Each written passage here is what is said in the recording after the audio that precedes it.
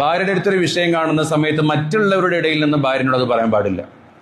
സ്വന്തം മക്കളുടെ ഇടയിൽ ഒരു വിഷയം വന്നാൽ ബാക്കിയുള്ള മക്കൾ, ആരാന്റെ മക്കളെ കുറിച്ചല്ല പറയുന്നത്, മൂത്ത മകന്റെ അടുത്തൊരു വിഷയം കണ്ടു, താഴെ 2-3 കുട്ടികളുണ്ടെങ്കിൽ ആ 2-3 കുട്ടികളുടെ മുന്നിൽ വെച്ചുകൊണ്ട് മൂത്ത മകനോട് ഈ വിഷയത്തെ കുറിച്ച് ശകാരിക്കാൻ പാടില്ല എന്നാണ് പരിശുദ്ധ ഇസ്ലാമിന്റെ അധ്യാപനം.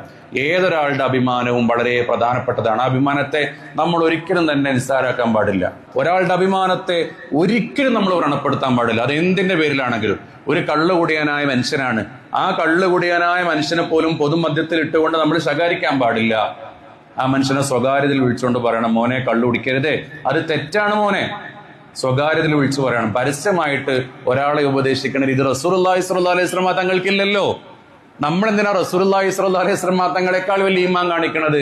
ഒരിക്കലും മുത്തനബി സ്വല്ലല്ലാഹു അലൈഹി വസല്ലം തങ്ങളുടെ സ്വഹാബത്തിന്റെ കൂട്ടത്തിൽ ഇരിക്കുന്ന സമയത്ത് ഒരാൾ മുന്തിരി കൊടുന്നെടുത്തു.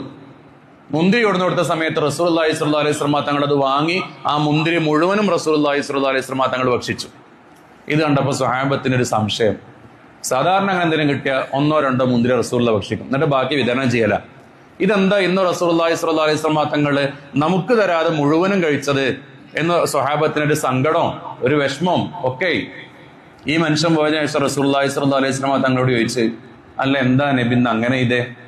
സാധാരണ ഞങ്ങൾക്കൊക്കെ തരലുണ്ടല്ലോ, അതിന് ബർക്കത്ത് ഞങ്ങൾക്ക് കിട്ടലുണ്ടല്ലോ, മുന്തിരി ഇട്ടാത്ത വിഷമല്ല, ബർക്കത്ത് ഇട്ടാത്ത വിഷമ, എന്താ തരാത്ത ചോദിച്ചു. അപ്പൊ റസൂലുള്ളാഹി സ്വല്ലല്ലാഹു അലൈഹി വസല്ലം തങ്ങളുടെ മറുപടി, ഇന്നത്തെ ആ മുന്തിരി കുറച്ച് പുളി അധികമായിരുന്നു, അപ്പൊ ഞാനത് നിങ്ങൾക്ക് തന്നാൽ നിങ്ങളത് കഴിക്കുമ്പോൾ നിങ്ങളുടെ മുഖത്ത് ആ പുളിയുടെ ഒരു ഭാവം വന്നാൽ അത് ഈ മനുഷ്യന് വിഷമാവും. അല്ല നിങ്ങളെങ്ങാനും അത് കഴിച്ചതിന് ശേഷം ഇന്നത്തെ കുറച്ച് പുളി അധികമാണല്ലോ എന്ന് പറഞ്ഞാൽ ഈ മനുഷ്യന് വിഷമാവൂലേ? അപ്പൊ അത് മനുഷ്യന് സങ്കടാവൂലേ? അതുകൊണ്ടാണ് ഞാൻ തരാനത് എന്ന് പരിശുദ്ധ റസൂൽ സ്വല്ലല്ലാഹു അലൈഹി വസല്ലം. ഈ റസൂലുള്ളാഹി സ്വല്ലല്ലാഹു അലൈഹി വസല്ലം തങ്ങളുടെ ശീലത്തിലെ നമ്മൾ എടുക്കേണ്ടത്.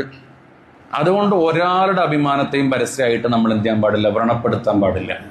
അങ്ങനെ ഒരാളുടെ അഭിമാനത്തെ നമ്മൾ പരസ്യമായിട്ട് വ്രണപ്പെടുത്തിയാൽ അയാളുടെ മനസ്സിൽ അതൊരു കറയായിട്ട് അവശേഷിക്കുന്നുണ്ടെങ്കിൽ വല്ലാഹി അതൊരിക്കലും തന്നെ കഴിച്ചിലാവില്ല. പടപ്പുകളോടുള്ള ബാധ്യത അല്ലാഹു തആല വിട്ടുപുറത്ത് മാപ്പ് ചെയ്തു തരും എന്നൊരാളും കരുതണ്ട. അത് ആ പടപ്പ് എന്നെ വിട്ടുപുറത്ത് മാപ്പ് ചെയ്തു തരണം. ഇനി ഒരാളോടൊരു കാര്യത്തെ ഉപദേശിക്കുകയാണെങ്കിൽ ആ ഉപദേശത്തിന് രീതി റസൂലുള്ളാഹി സ്വല്ലല്ലാഹു അലൈഹി വസല്ലം തങ്ങൾ പഠിപ്പിച്ചില്ലേ? പരസ്യമായിട്ട് ഉപദേശിക്കാൻ പാടില്ല, രഹസ്യമായിട്ട് ഉപദേശിക്കണം. അതും നല്ല വാക്കുകളെ കൊണ്ട് ഉപദേശിക്കണം. അയാൾക്ക് കാര്യം പറഞ്ഞ് മനസ്സിലാക്കാൻ പറ്റുന്ന രൂപത്തിൽ അയാളോട് ഓർമ്മപ്പെടുത്തണം.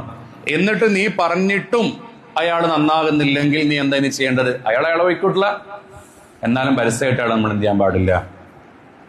മോശമാക്കാൻ പാടില്ല.